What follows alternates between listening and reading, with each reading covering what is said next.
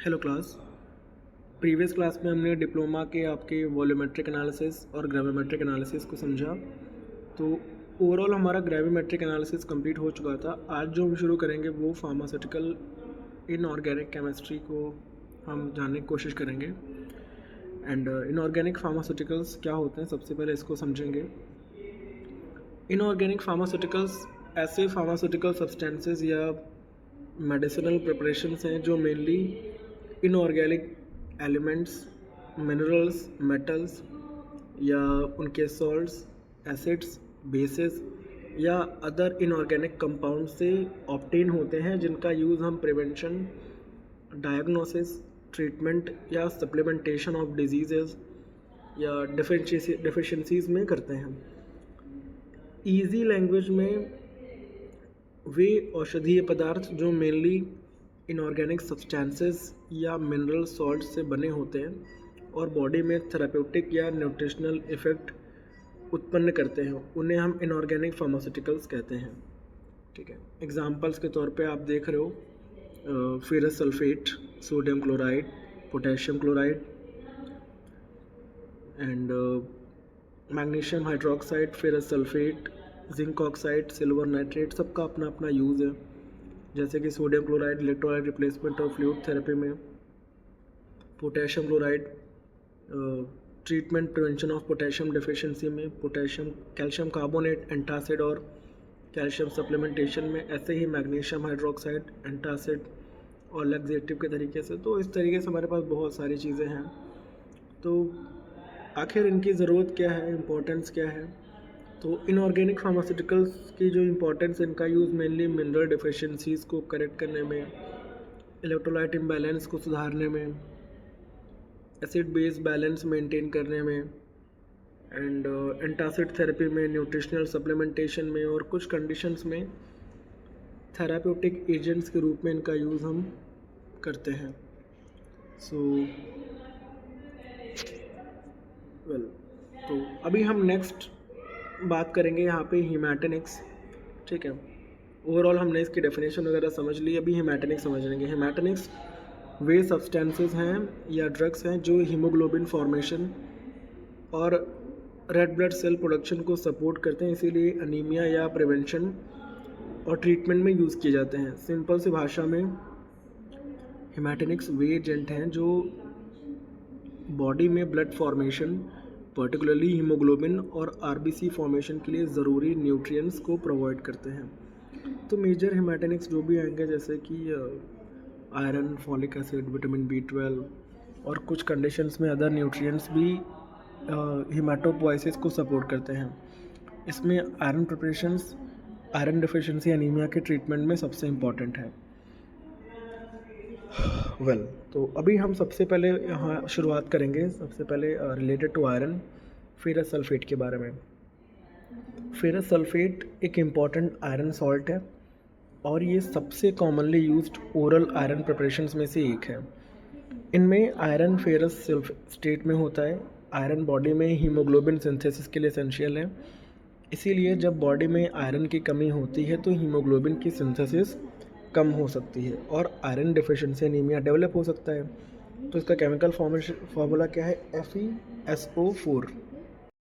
तो इसका फार्मूला मैंने बताया FeSO4। ये मेनली हाइड्रेटेड फॉर्म में फार्मास्यूटिकल यूज़ के लिए मिलता है। Commonly ferrous sulphate heptahydrate FeSO4 7H2O हम जो यूज़ करते हैं। ठीक है, अब फेरस सल्फेट की जो डेफिनेशन है, ferrous sulphate is an iron containing inorganic pharmaceutical substance used primarily as an oral hematinic for the prevention and treatment of iron deficiency anemia। तो फेरस सल्फेट एक इनऑर्गेनिक आयरन सॉल्ट है जिसका mainly use करते हैं iron deficiency को complete करने और iron deficiency anaemia के ट्रीटमेंट में।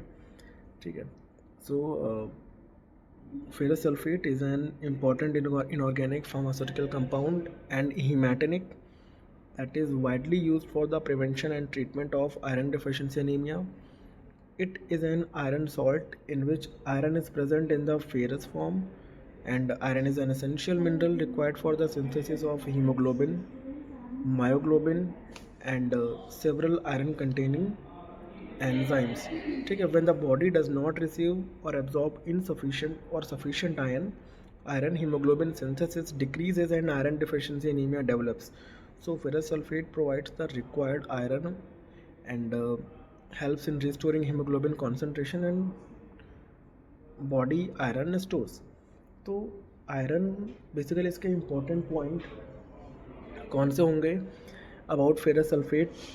ठीक है, इसके जो इम्पोर्टेंट पॉइंट्स, ये एक आयरन सॉल्ट है, इनमें आयरन फेरस आयन फॉर्म में होता है, और ये एक हेमाटेनिक है, मेनली ओरल एडमिनिस्ट्रेशन के लिए यूज़फुल है, एंड इसका main therapeutic use iron deficiency anaemia है। ये बॉडी को आयरन प्रोवाइड करता है, एंड आयरन का जो मेजर रोल है हीमोग्लोबिन सिंथेसिस में है। इसके अलावा आयरन मायोग्लोबिन और कई एंजाइम्स के लिए भी इम्पोर्टेंट है। सो ओरल आयरन थेरेपी में जीआई एडवर्स इफेक्ट रिलेटिवली थोड़ा सा कॉमन है। ठीक है, सो इसकी कैटेगरी क्या है?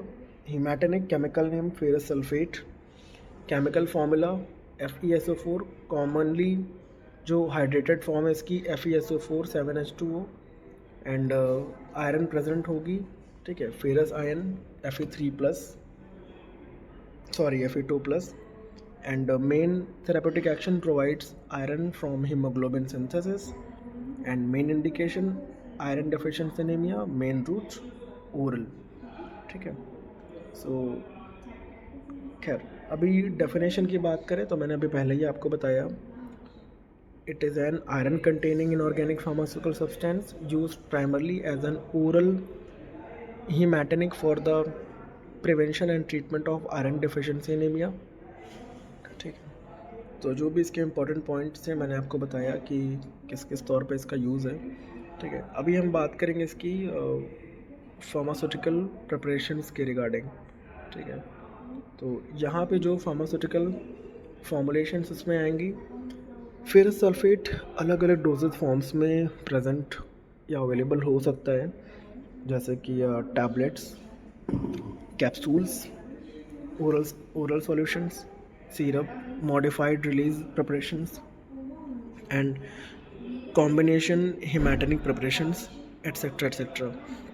तो फर्स्टली इसके जो टैबलेट्स हैं, सबसे common dosage form ferrous sulphate की जो टैबलेट्स, इनमें इमीडिएट रिलीज़ या मॉडिफाइड या एक्सटेंडेड रिलीज फॉर्मुलेशंस हो सकते हैं। तो टैबलेट फॉर्मुलेशन में आयरन को कन्वीनियंट ओरल डोज के रूप में दिया जाता है।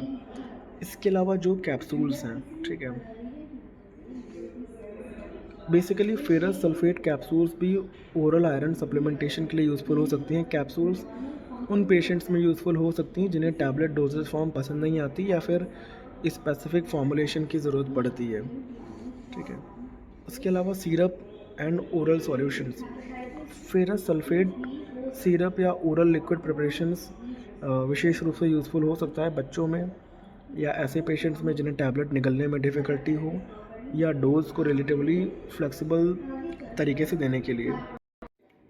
सो लिक्विड प्रिपरेशंस में डोजिंग केयरफुली मेज़र करनी चाहिए। अभी नेक्स्ट इसमें जो ओरल सॉल्यूशन या ड्रॉप्स की बात कर ले रहे हैं यहाँ पे हम, तो कुछ फॉर्मुलेशंस ओरल सॉल्यूशन या ड्रॉप्स के रूप में भी मिलती हैं। इनका यूज़ मेनली पीडियाट्रिक पेशेंट्स में किया जाता है, जहाँ डोज को एज और वेट के अकॉर्डिंग एडजस्ट करने में हेल्प हो सकती है।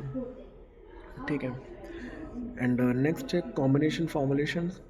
फेरस सल्फेट कई बार दूसरे हेमाटेनिक या न्यूट्रिशनल सब्सटेंसेस के साथ में कॉम्बिनेशन में दिया जा सकता है। तो कॉम्बिनेशन जो कॉमन हो सकते हैं जैसे कि ferrous sulphate plus folic acid, ठीक है, आयरन डिफिशिएंसी के साथ में फोलेट सप्लीमेंटेशन की आवश्यकता होने पर यूज़ करते हैं, या फिर फेरस सल्फेट के साथ में folic acid plus vitamin B12 also. कुछ न्यूट्रिशनल हेमाटेनिक कॉम्बिनेशंस में तीनों न्यूट्रिएंट्स प्रेजेंट होते हैं। इसके अलावा ferrous sulphate plus vitamin C iron absorption को सपोर्ट कर सकता है, इसीलिए कुछ फॉर्मुलेशंस में आयरन के साथ में विटामिन सी दिया जाता है, एंड फेरस सल्फेट के साथ में अदर विटामिन या मिनरल्स ठीक है। कुछ कॉमर्शियल प्रिपरेशंस में आयरन को मल्टीविटामिन या मिनरल कॉम्बिनेशंस के साथ फॉर्मुलेट किया जाता है। तो इम्पॉर्टेंट ये है कि कॉम्बिनेशन फॉर्मुलेशन का एग्जैक्ट कंपोजिशन मैन्युफैक्चरर और प्रोडक्ट के अकॉर्डिंग अलग हो सकता है।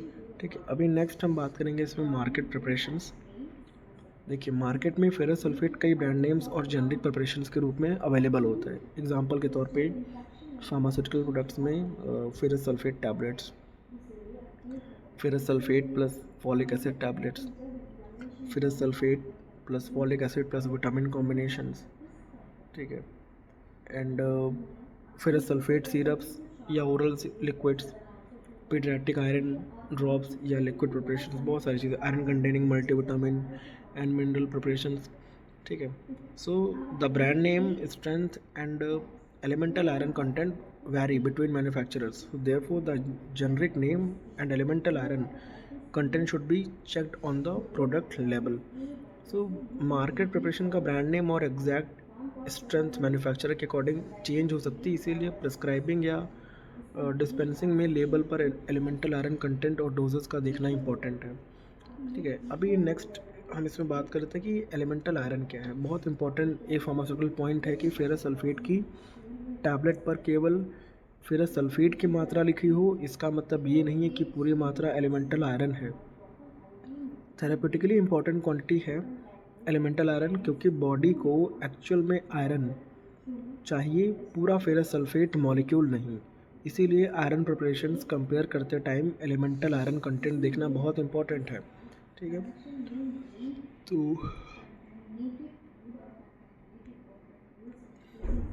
अभी जो नेक्स्ट इसमें आएगा ये है use of ferrous sulphate. Use के बाद हम, ठीक है,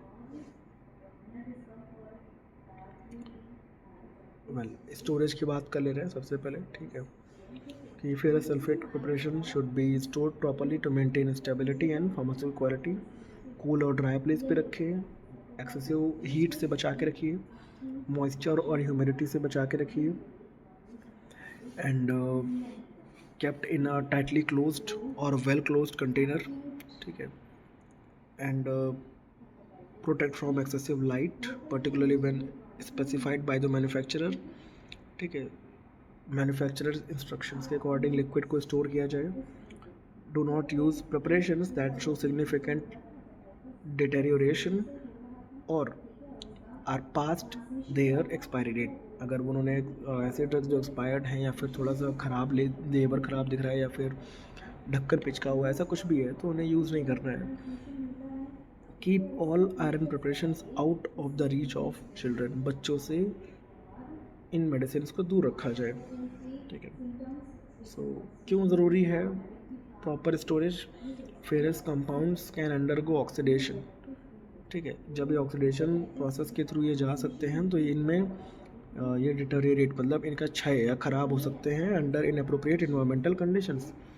तो लिक्विड प्रिपरेशंस में भी पर्टिकुलरली ज़्यादा ससेप्टेबल होते हैं कि वो अपनी स्टेबिलिटी को बदल दें और अपनी अपीयरेंस को बदल दें, इसलिए उनको बचा के रखना थोड़ा ज़्यादा ज़रूरी है या थोड़ा सा ज़्यादा सेंसिटिव है। ठीक है। अभी हम बात करेंगे यूज़ के बारे में। फेरस सल्फेट का यूज़ क्या है? तो मेजर यूज़ क्या है? सबसे important use treatment and prevention of iron deficiency anaemia, पहला हमने कई बार सुन लिया। इसके अलावा इसके कई सारे यूजेस हैं। ठीक है।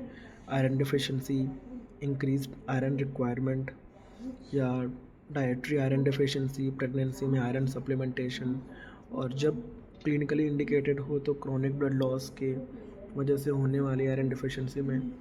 लेकिन एक इम्पॉर्टेंट पॉइंट ये है कि हर एनीमिया में फेरस सल्फेट यूज़फुल नहीं होता। हर एनीमिया आयरन डिफिशिएंसी का वजह नहीं है, तो केवल आयरन देने से बेनिफिट नहीं मिलेगा और अननेसेसरी आयरन एक्यूमुलेशन या एडवर्स इफेक्ट हो सकते हैं। ठीक है। So that's it.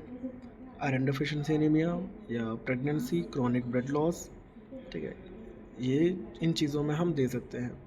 अभी मैकेनिज्म ऑफ एक्शन हमें वैसे तो नहीं पढ़ना चाहिए, बट इसमें तब भी बता दे रहा हूँ। फेरस सल्फेट क्या करता है? आयरन प्रोवाइड कराता है। आयरन इंटेस्टाइनल ट्रैक्ट से एब्जॉर्ब होता है और हमारे ब्लड में जाएगा। अब ब्लड से ये क्या करेगा? ये बोन मैरो तक पहुंचेगा, हीमोग्लोबिन सिंथेसिस में यूज़ होगा आरबीसी की प्रोडक्शन इंप्रूव होगी और एनीमिया जो है ग्रेजुअली इंप्रूव होगा। आयरन मेनली हीमोग्लोबिन के हीम पोर्शन के फॉर्मेशन के लिए ज़रूरी है, इसीलिए आयरन डिफिशिएंसी में आयरन कम हो जाता है, हीमोग्लोबिन की सिंथेसिस कम हो जाएगी और हीमोग्लोबिन कम हो जाएगा, जिस वजह से ऑक्सीजन कैरिंग कैपेसिटी ख़राब हो जाएगी और एनीमिया हो जाएगा। ठीक है, खैर तो अभी इसकी इम्पोर्टेंस क्या है। आयरन डिफिशिएंसी एनीमिया में बॉडी के पास हीमोग्लोबिन बनाने के लिए सफिशिएंट आयरन नहीं होता। Iron is essential component of haemoglobin which is responsible for transporting oxygen from the lungs to the tissues. इससे क्या होता है, आयरन डिफिशिएंसी से हीम सिंथेसिस कम होगी, हीमोग्लोबिन कम होगा, ऑक्सीजन कैरिंग कैपेसिटी कम होगी, एनीमिया के सिम्टम आएंगे जैसे कि fatigue, weakness, pallor, breathlessness on exertion, exercise tolerance कम हो जाएगी, हेडेक, डिजीनेस बढ़ जाएगा। तो फेरस सल्फेट इस डेफिशिएंसी को करेक्ट करके हीमोग्लोबिन प्रोडक्शन को रीस्टोर करने में हेल्प करता है। तो कॉमन एडवर्स इफेक्ट क्या है कि ओरल फेरस सल्फेट के सबसे जो कॉमन एडवर्स इफेक्ट जीआई हुए होते हैं, गैस्ट्रोइंटेस्टाइनल, जैसे कि nausea, vomiting, abdominal discomfort, epigastric pain, constipation, कभी कभी डायरिया, मेटालिक या अनप्लीजेंट टेस्ट, डार्क या ब्लैक स्टूल्स। ठीक है, तो ये सारी चीज़ें यहाँ पे हमें देखने को मिलेंगी। ठीक है, वेल ओके। प्रिकॉशंस क्या आएंगे इसके लिए। सबसे पहले तो सही डायग्नोसिस कीजिए आप। आयरन देने से पहले आइडियली ये इस्टेब्लिश करना चाहिए कि अनीमिया या आयरन डिफिशिएंसी वास्तव में आयरन डिफिशिएंसी से रिलेटेड है या नहीं। डोज का ध्यान दीजिए। ठीक है, एक्सेस आयरन हार्मफुल हो सकता है, इसीलिए रिकमेंडेड डोज ज़्यादा नहीं लेना चाहिए। जीआई इंटॉलरेंस, अगर पेशेंट को सीवियर नाउजिया या एब्डोमिनल पेन या कॉन्स्टिपेशन हो रहा है तो फॉर्मुलेशन, डोजिंग की क्लिनिकल रिव्यू की जा सकती है। इसके अलावा ड्रग इंटरेक्शंस, आयरन कई मेडिसिन के एब्जॉर्प्शन को अफेक्ट कर सकता है और कुछ मेडिसिन आयरन एब्जॉर्प्शन को भी अफेक्ट कर सकती हैं, इसीलिए कुछ ड्रग्स के साथ डोज सेपरेशन की ज़रूरत पड़ती है। ठीक है, बच्चों में थोड़ा ज़्यादा सावधानी देनी चाहिए।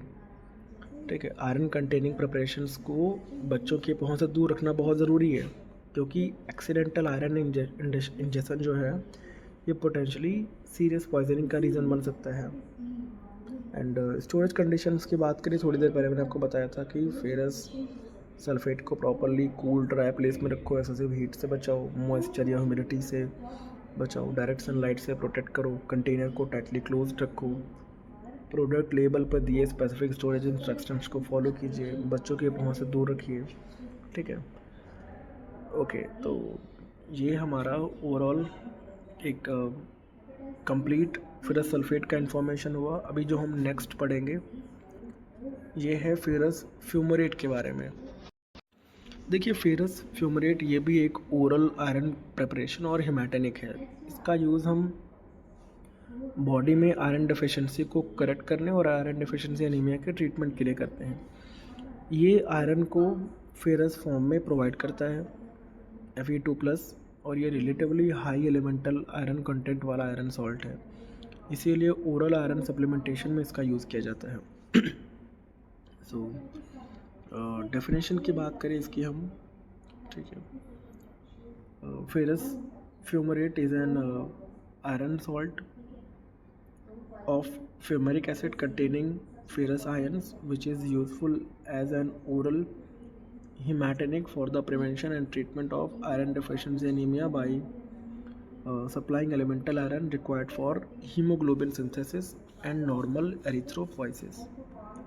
तो फेरस सल्फेट के बाद ये जो फेरस फ्यूमरेट है ये एक आयरन कंटेनिंग फार्मास्यूटिकल सब्सटेंस है जो बॉडी में आयरन की कमी को पूरा करके हीमोग्लोबिन फॉर्मेशन में हेल्प करता है और मेनली आयरन डिफिशिएंसी एनीमिया के ट्रीटमेंट में यूज़फुल है। ठीक है, तो अब इसमें इसका जो केमिकल फार्मूला क्या था, C2H4FeO4। ठीक है, फेरस फ्यूमरेट।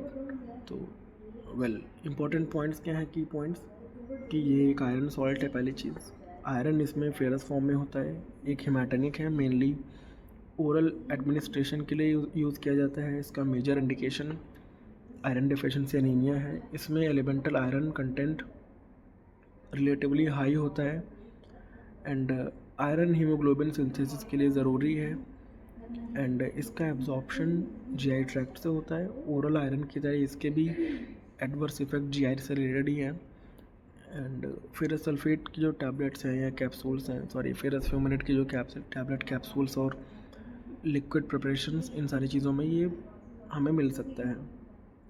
तो अभी इसकी जो हम फार्मास्यूटिकल फॉर्मुलेशंस की बात करेंगे, सबसे पहले देखो ये भी हमें tablet, capsule, oral suspension, syrup और oral preparations, modified release preparations, इन सारी फॉर्म में मिलता है। एंड कॉम्बिनेशन हिमैटेनिक प्रिपरेशन में फर्स्टली हम टैबलेट्स के बारे में बात करेंगे। तो फेरस फ्यूमेरेट टैबलेट सबसे कॉमन डोजेज फॉर्म्स में से एक हैं। इनमें अलग अलग स्ट्रेंथ हो सकती है और कुछ टैबलेट्स में अदर हिमैटेनिक्स भी कंबाइंड होते हैं। तो टैबलेट की स्ट्रेंथ देखते टाइम केवल हमें फेरस फ्यूमेरेट की मात्रा नहीं बल्कि एलिमेंटल आयरन कंटेंट को भी देखना क्लिनिकली इम्पॉर्टेंट है। इसके अलावा जो कैप्सूल्स हैं, ठीक है, फेरस फ्यूमेरेट कैप्सूल फॉर्मुलेशन में भी यूज़फुल हो सकता है, अवेलेबल हो सकता है। इसका यूज़ भी या इसका मोटिव भी ओरल आयरन सप्लीमेंटेशन और आयरन डिफिशिएंसी को करेक्ट करना है। देन नेक्स्ट ओरल लिक्विड या सिरप्स जो हैं, ठीक है, फेरस फ्यूमेरेट को ओरल लिक्विड या सिरप फॉर्मुलेशन में भी दिया जा सकता है। तो बच्चों में ऐसे पेशेंट जो डिफ़िकल्टी हो, जिनको निगलने में जब फ्लेक्सिबल डोजिंग की ज़रूरत पड़े, तो लिक्विड फॉर्मुलेशन को हमेशा प्रोवाइडेड मेजरिंग डिवाइस से एक्यूरेटली मेज़र करना चाहिए, ठीक है। So that's it. Combination formulations की बात करें तो फेरस फ्यूमेरेट को कई बार दूसरे न्यूट्रिएंट्स के साथ में कंबाइन किया जाता है। जैसे कॉमन फॉर्मुलेशन फेरस सल्फेट के साथ folic acid, B12, BC, vitamin C and other vitamins and minerals के साथ में, ठीक है। इसके अलावा जो हम बात करेंगे इसके मार्केट प्रिपरेशंस के बारे में, ferrous fumarate tablets, ferrous fumarate capsules, ferrous fumarate oral liquids, ferrous fumarate plus folic acid tabs and ferrous fumarate के साथ folic acid plus vitamin B12 preparations. तो कॉमर्शियल प्रोडक्ट का एग्जैक्ट ब्रांड नेम, स्ट्रेंथ और elemental iron content manufacturer के according अलग हो सकता है, इसलिए डिस्पेंसिंग करते टाइम लेबल पर हमें एलिमेंटल आयरन और डोजिंग इंस्ट्रक्शंस चेक करना इंपॉर्टेंट है। एंड नेक्स्ट हमारा आएगा यूज़ ऑफ फेरस फ्यूमेरेट, ठीक है। अभी यूजेस के बारे में बात करेंगे हम इसमें। खैर स्टोरेज में बता दे रहा हूँ। सेम तरीके से dry and cool place, excessive heat से बचाओ, मॉइस्चर ह्यूमिडिटी से बचाओ, कंटेनर को टाइटली क्लोज रखिए, ठीक है। एक्सेसिव लाइट से बचाइए, बच्चों से दूर रखिए, एक्सपायरी डेट पे यूज़ ना करें, बस वही सारी चीज़ें हैं, ठीक है। अभी यूजेस की बात करेंगे। Major use, treatment of iron deficiency anaemia, ये इसका सबसे इम्पोर्टेंट थेरापेटिक यूज़ है। जब बॉडी में आयरन कम हो जाता है तो हीमोग्लोबिन सिंथेसिस कम होती है, हीमोग्लोबिन कम बनता है, आयरन डेफिशिएंसी एनीमिया होती है, ठीक है। तो फेरस फ्यूमेरेट आयरन प्रोवाइड करके इसके डेफिशिएंसी को करेक्ट करने में हेल्प करता है। बाकी प्रेगनेंसी में आयरन रिक्वायरमेंट बढ़ जाती है क्योंकि मैटरनल ब्लड वॉल्यूम बढ़ता है, डेवलपिंग फीटस को आयरन चाहिए और प्लेसेंटा को भी आयरन की ज़रूरत पड़ती है। इसीलिए प्रेगनेंसी में आयरन सप्लीमेंटेशन क्लिनिकली इंडिकेटेड होने पर फेरस फ्यूमेरेट जैसे ओरल आयरन प्रिपरेशंस यूज़ किए जाते हैं। अक्सर प्रेगनेंसी में आयरन को फॉलिक एसिड के साथ दिया जाता है। इसके अलावा क्रॉनिक ब्लड लॉस की बात करें तो long term chronic blood loss में बॉडी लगातार आयरन लूज़ करती है। Example chronic GI blood loss, heavy menstrual bleeding, इससे आयरन स्टोर धीरे धीरे डिप्लीट हो सकता है। तो ऐसी कंफर्म्ड आयरन डिफिशिएंसी में फेरस फ्यूमेरेट आयरन स्टोर्स और हीमोग्लोबिन को रिस्टोर करने के लिए यूज़ किया जाता है। खैर मैकेनिज्म ऑफ एक्शन हमें नहीं देखना है, ठीक है। इम्पोर्टेंस क्या है एनीमिया में, जब आयरन डिफिशिएंसी होती है तो फेरस फ्यूमेरेट इस मिसिंग आयरन को रिप्लेस करता है, ठीक है। इससे आयरन डिफिशिएंसी एनीमिया में इसका थेरापेटिक इम्पोर्टेंस काफ़ी ज़्यादा है। कॉमन एडवर्स इफेक्ट क्या है, ठीक है, nausea, vomiting, abdominal discomfort, same ferrous sulphate की तरीके से। एंड कॉन्स्टिपेशन, कभी कभी diarrhoea, metallic and pleasant taste, dark या ब्लैक स्टूल्स, ठीक है। एंड इम्पॉर्टेंट प्रिकॉशंस क्या होंगे इसके, सही टाइप की अनीमिया में यूज़ करो। Ferrous fumarate mainly iron deficiency anaemia में यूज़फुल है, हर टाइप की अनीमिया में आयरन देना अप्रोप्रिएट नहीं है। एलिमेंटल आयरन का ध्यान दीजिए, प्रिस्क्रिप्शन और डोजेज में एलिमेंटल आयरन कंटेंट इंपॉर्टेंट है। उसके अलावा जीआई इंटॉलरेंस, अगर सीवियर नाउजिया, एब्डोमिनल पेन या कॉन्स्टिपेशन हो तो ट्रीटमेंट की क्लिनिकल रिव्यू की ज़रूरत हो सकती है। ड्रग इंटरेक्शन, आयरन कुछ मेडिसिन के एब्जॉर्प्शन को अफेक्ट कर सकता है और कुछ ड्रग्स आयरन एब्जॉर्प्शन को अफेक्ट कर सकते हैं, इसीलिए कुछ मेडिसिन के साथ में अप्रोप्रिएट डोज सेपरेशन बहुत ज़रूरी हो सकती है। प्रेगनेंसी में आयरन सप्लीमेंटेशन कॉमनली रिक्वायर्ड हो सकती है, लेकिन डोज और फॉर्मुलेशन हेल्थ केयर प्रोफेशनल के रिकमेंडेशन के अकॉर्डिंग होनी चाहिए। और बच्चों के लिए आयरन कंटेनिंग मेडिसिन को चिल्ड्रन से दूर और सुरक्षित जगह पर रखना बहुत इंपॉर्टेंट है, क्योंकि एक्सीडेंटल आयरन इंजेक्शन गंभीर टॉक्सिसिटी पैदा कर सकता है। तो ये रहा हमारा पूरा फेरस फ्यूमरेट के लिए। नेक्स्ट क्लास में हम पढ़ेंगे अभी फेरिक अमोनियम सिट्रेट के बारे में। तब तक के लिए थैंक यू एंड वेलकम, मिलेंगे नेक्स्ट।